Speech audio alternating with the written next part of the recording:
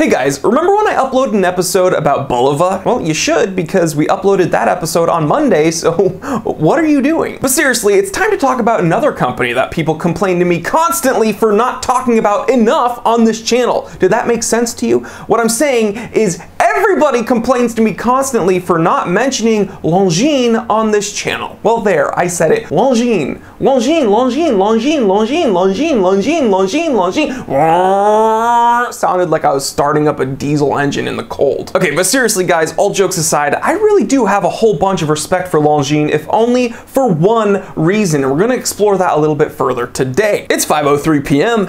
Let's get down to business.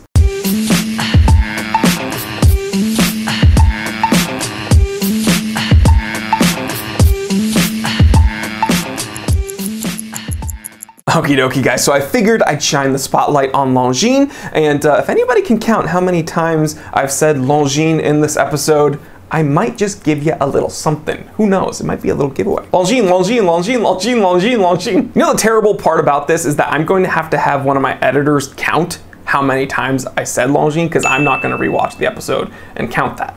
So that's what I pay them for. Do this, do this, do this, do this. Do this. All right, all jokes aside, seriously, I really do have a whole bunch of respect for Longines, okay? And it's because we can forget everything they've ever done except for one thing, and that one thing is Wittenauer. That's right, if they ever did anything right in the world, it was purchasing Wittenauer.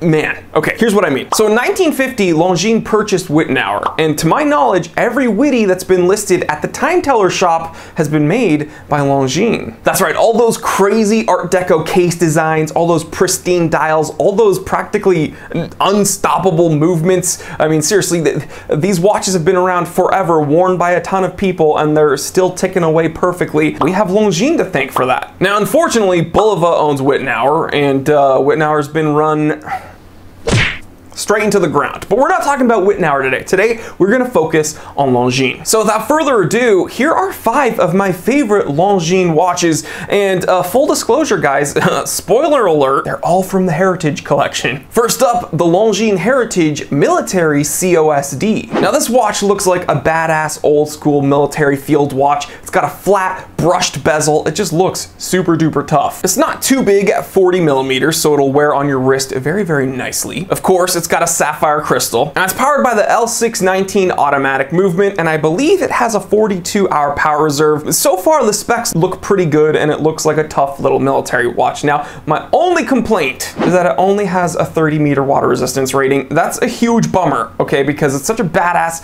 tough-looking little watch, but if I'm worried about keeping it dry, it's not that tough to me, right? Like, that's my biggest complaint about my 50-meter water resistance rated Hamilton khaki field mechanical. It's just, it's a huge bummer. But guys, there are some good things about it, okay? That L619 movement, it's ETA based, seems to be a solid movement. It's based on an ETA 2892A2, I believe. Someone's probably gonna correct me in the comment section, but yeah, it's a badass little automatic movement. It's solid. The watch looks solid. I just wish it had a threaded crown and at least a 100-meter water resistance rating. And guys, before you complain, 30-meter water resistance rating, 3 bar, doesn't mean that the watch will be able to survive a 30-meter trip down underwater. Okay guys, the Longa Datograph Perpetual Tourbillon has a 30-meter water resistance rating. You gonna swim with that? No. Next up, a watch I made an episode about very early on in my YouTube career, the Heritage 1945 copper dial. Now, this watch is just a very old school, classic looking small second, you know, everyday piece. I think if you took it off that weathered leather strap and put it on a more fancy, delicate leather strap, it could be a dress watch for sure. Again, 40 millimeters, wears very flat on the wrist. I've worn one before. I didn't pull the trigger on one. I made an episode talking about how if I were to buy a Longines, it would be this watch. I ended up not picking one up, but it's not because I didn't like it. I think I was actually saving money for my Grand Seiko J14070 at the time, and I think I made a good decision going with that watch. But yeah, it's got the Longines caliber 609. It's got a 42-hour power reserve, stainless steel case. It's just kind of a very simple watch, and that's what's very appealing to me about it. And again, that copper dial almost could be salmon in certain light, and I have a sweet spot for salmon dials, so yeah, this is, you know, blue hands, and a salmon dial, or a copper dial as they call it. Alright, so next up is one of the coolest watches on the list, the Longines Heritage Mono Pusher. It has a very long reference number L2-800-423-2, 41 millimeters, okay, so this is 1 millimeter bigger than all the other watches, but it's a mono pusher, okay? It's a single push chronograph, very mechanically impressive, has a very classic layout when it comes to dial arrangement, dual register, it's got a date complication down at the 6 o'clock, light colored dial, blue hands. Ah, man, I'm looking at a picture right now.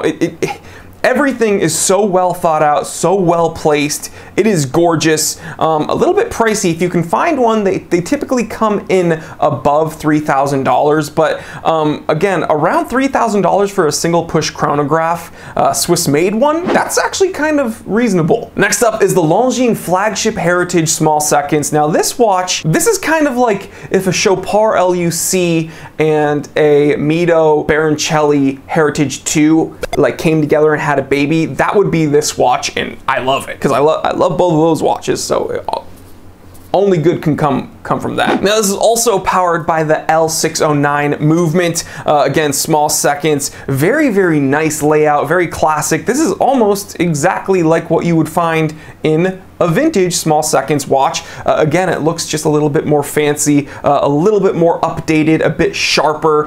So if you put this next to the copper dial, the 1945 Heritage Longines, this obviously looks a bit more oomph. Now guys, this is one of the pricier watches on the list, coming in above $5,000, but you are getting a solid 18 karat yellow gold case. So, you know, okay.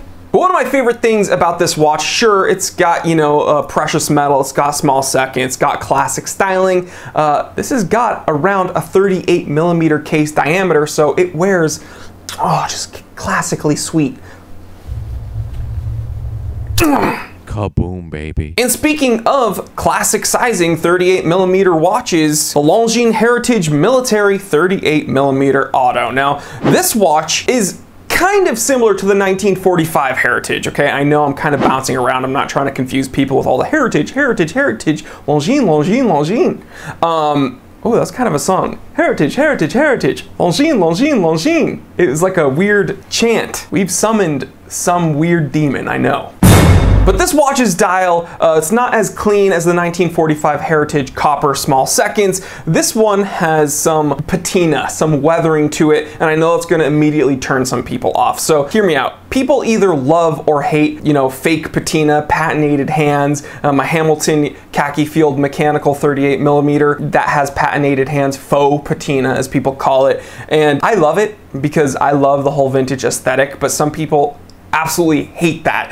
So this watch, having that kind of fake weathering, that forced, that artificial patina, that's gonna turn some people off. People are gonna be like, why don't you just get an old Longines? Well, this, you know, it's kind of the best of both worlds. You're getting an old weathered watch, but it's going to be modern and you can wear it every day and not really have to baby it, and it's not going to be difficult to repair and yada, yada, yada. You are spending over $2,000 though for a watch that looks kind of weathered. Again, people are going to hate this watch. I think it looks amazing. Let's see if we can find some specs on this baby. 38.5 millimeter case, so a little bit bigger than 38 millimeters, but again, you're still within that sweet spot in my opinion. You are getting a sapphire crystal, so again, that's something that a vintage Longines won't have. This is powered by the 619888 movement with a 42-hour power reserve. So all in all, guys, this is quite literally a modern take on a vintage watch, and I think it's gorgeous. Is this my favorite watch on the list? Probably not. Again, that mono pusher, man, that is gorgeous. But if I was looking for an old school watch that I would wear somewhat casually,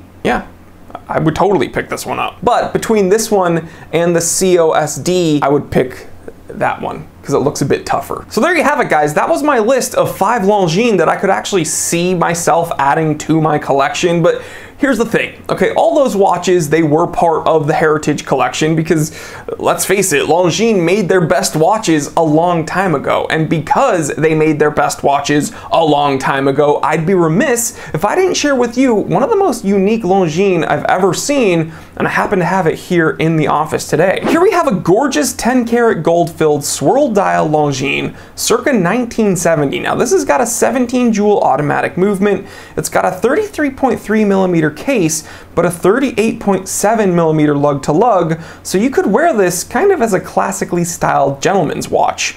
The detailing on here, it's absolutely crazy. I mean, just look at that dial. How can you not stare at that dial? It's like molten gold pudding. That sounded not appetizing, but it looks cool. In my head, it looks cool. And this watch looks cool. It's like these applied indexes are just floating on that molten gold pudding. It's got really sharp applied indexes, and again, you kind of get lost in that gold swirl. Like, it's hard to focus because the light is catching so many different areas. It's just crazy. So I love the applied indexes. I love that applied Longines logo. Gives it a very dynamic look. And this thing is absolutely pristine. It's just a crazy beautiful, crazy unique 1970s dress watch from Longines, and I'm just really happy I could spend some time with it. So guys, I know a lot of you complain that I don't talk about Longines enough on this channel, so I hope this episode scratched that itch a little bit. And yeah, all in all, I think Longines is doing a really good job. They're moving in the right direction with their Heritage Collection. Now, their dive watches, total waste of money. I don't like a lot of what they're coming out with, but the Heritage Collection, man, just keep that going and I will be happy. Unfortunately, I think they're a bit pricey for what they offer. Again, that mono pusher I think is kind of reasonable for a Swiss-made automatic single push chronograph. But the rest of their stuff, man, like for some of their quartz watches, paying thousands of dollars for like a simple quartz watch, it just doesn't make sense to me. But thankfully, you know, once in a while, again, we can find things from the Heritage Collection, and we can find nice little vintage gems like this swirl dial. I mean, just crazy. So yeah, go vintage, baby. But guys, let me know what you think in the comment section below. Have you ever owned a Longines? Do you currently own a Longines? Which one's your favorite one? And do you like what I have on my list of Longines? And which one would you add? Leave me that comment. I want to hear from you. And guys, if you enjoyed this episode and you want to support the channel, there's a ton of ways to do it. The easiest way, click that subscribe button and hit that bell icon so you don't miss out on any of the content we make here at the Time Teller channel. Hope you enjoyed Thanksgiving. I'm still feeling it. Still feeling it in the tummy.